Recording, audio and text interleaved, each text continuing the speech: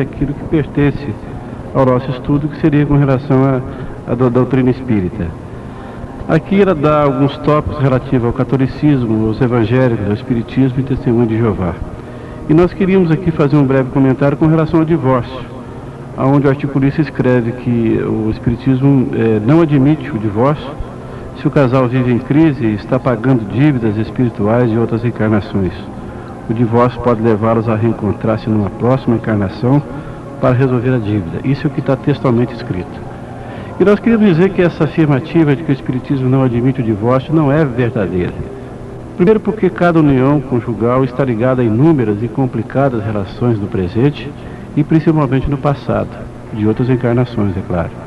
Segundo, o casamento formal é uma lei humana, tanto quanto o divórcio e o desquite. E o espiritismo aceita essas leis humanas como consequências de ações e reações, e não como lei divina. Na realidade, o que é necessário para uma boa união é o seguinte: um bom tempo de namoro para conhecimento, um tempo de noivado para análise e um constante tempo de paciência, coragem, renúncia e etc. para o casamento. Quanto a retornar em outras reencarnações para continuar no ponto que foi interrompido, o casamento, também não é bem assim, porque podemos reiniciar outras existências na condição de pai, mãe, filho, irmão, etc. Quem quiser entender ou melhor estudar esse assunto, nós indicamos a pergunta 695 a 699 e a 939 do Livro dos Espíritos. E vamos então aí com um amigo ouvinte, pediu para que a gente divulgasse outra vez os cursos que vão acontecer na cidade. Primeiro, o curso sobre o passe vai acontecer no dia 26 de janeiro, domingo, no grupo da Fraternidade Espírita Irmão Camilo, às 15 horas, e fica na rua Avenida Amazonas, entre Rio de Janeiro e São Paulo, no bairro Cidil. Um outro curso que vai, a partir do próximo dia 5 de fevereiro, estará iniciando os cursos de Aprendiz do Evangelho, curso básico de Espiritismo e curso de Mediunidade. Vai acontecer no Centro Espírita Estudantes do Evangelho, que fica na Rio Grande do Sul 270. Se você está interessado, então, procure então o Estudantes do Evangelho e faça já a sua inscrição para você participar. E a gente prossegue com a seguinte pergunta: qual a situação do cristianismo na Idade Média? Paulo. Bom, Gilberto, antes de responder essa questão, o ouvinte tinha uma outra dúvida, que seria como fazer a sua inscrição. Ela pode ser feita nos horários de funcionamento normais da casa, nas terças, quartas, quintas e sextas-feiras, a partir de 7h30 até 9 horas à noite, pode-se fazer a inscrição lá. E esses cursos, é bom lembrar, são totalmente gratuitos, a pessoa apenas se inscreve porque há um número limitado de vagas. E aí, segue conosco até o final do ano. E voltando à questão aqui, a situação do cristianismo da Idade Média, posso dizer que após o século III, o século IV, como dissemos anteriormente, a essência cristã propriamente ficou apagada por muito tempo. O ideal cristão desapareceu como foi previsto por Jesus, que inclusive afirmou que mais tarde, no tempo certo, ele enviaria um Consolador para que restabelecesse todas as coisas. Ou seja, para que a essência cristã fosse novamente retirada da sua ganga material, dos seus interesses temporais e recolocada em seu devido lugar para redirecionar a humanidade já agora às portas do terceiro milênio. Portanto, pode-se ver que passamos por um período chamado inclusive de obscurantismo, de esquecimento de várias coisas de interesse da humanidade e de interesse realmente do espírito eterno e não tanto das questões mais terrenas que preponderaram durante muito tempo. Agora nós vamos passar por José Amaral. Catolicismo, protestantismo e cristianismo são a mesma coisa? Isto é, são palavras sinônimas? Não, não são. Como talvez o ouvinte já deve ter condições de compreender a essa altura do nosso programa, que são coisas bem distintas.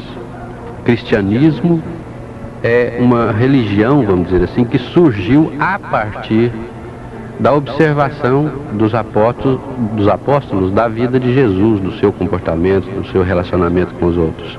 Como não compreenderam, transformaram isso num exemplo de vida e começaram a divulgar isso, até o ponto em que Lucas deu a ideia, deu a sugestão de que se chamasse esses seguidores do Nazareno, homens do caminho, seguidores do crucificado, em cristãos. Era assim chamado então essas pessoas. Cristianismo significa então a vivência, a prática dessa simplicidade humana, a mais concentrada forma de humanidade em um ser humano, podemos dizer assim. O catolicismo veio logo depois, que é exatamente a união, né, do cristianismo com o Estado, criando-se então a religião católica. E o protestantismo advém desse sincretismo, talvez, já no ano, com o protesto contra os abusos que eram realizados, como o Paulo já explicou durante o programa. Então, todas têm a base, vamos dizer assim, que são os evangelhos, mas as interpretações e o sentido, o significado da vida sejam diferentes na sua base. E agora a gente vai numa questão bastante interessante. O que foram as heresias medievais? É com você, Paulo. Durante a Idade Média, especialmente nos séculos 11, 12 e 13, ocorreram algumas reações com relação à Igreja Romana dominante na época. E os indivíduos que reagiam com relação ao que estava instituído em termos religiosos eram chamados de hereges, ou seja, o católico que se rebelava contra as normas, os preceitos da Igreja, era tido como herege. Os não católicos que desenvolvessem ideias diferentes eram apenas chamados de infiéis. Essas heresias, portanto, foram reações não contra exatamente a Igreja, mas algumas ideias paralelas, alguns interesses diferentes, algumas interpretações diferentes em relação ao campo religioso do ser humano. E várias correntes, vários pequenos grupos foram surgindo.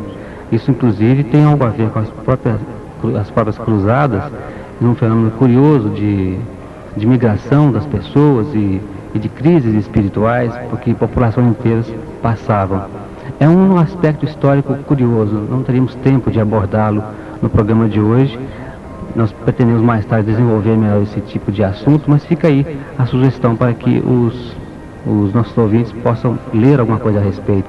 São temas bastante interessantes. Ou seja, o assunto de hoje, a história das religiões, é um assunto de grande interesse. Sugerimos realmente que todos os ouvintes estudem mais esse tipo de assunto. E nós gostaríamos de pedir desculpas ao Antônio Geraldo dos Santos e Maria Raimunda, ligaram fazendo perguntas, mas infelizmente o nosso tempo terminou e a gente pede que vocês tenham um pouco de paciência para que no sábado que vem a gente venha então responder às suas perguntas. O nosso amigo Aguinaldo Antônio Ferreira, da Rua Graça Aranha 2340, do bairro Belvedere, é quem vai levar de presente o livro A Terra e o Semeador. E você poderá apanhá-lo aqui na Rádio Divinópolis nesta semana que vem. E no próximo sábado o nosso estudo será Espiritismo e Política. E desde já nós agradecemos a sua atenção, o carinho e a dedicação nessa aula de hoje no Projeto Futuro, quando nós falamos sobre a evolução do cristianismo. A todos, um bom final de semana, continue ouvindo a Rádio Divinópolis e muita paz no seu coração. E que você consiga realmente seguir nessa trajetória eterna, com bastante firmeza, bastante segurança. E que Jesus realmente esteja sempre conosco. Bom dia e bom final de semana.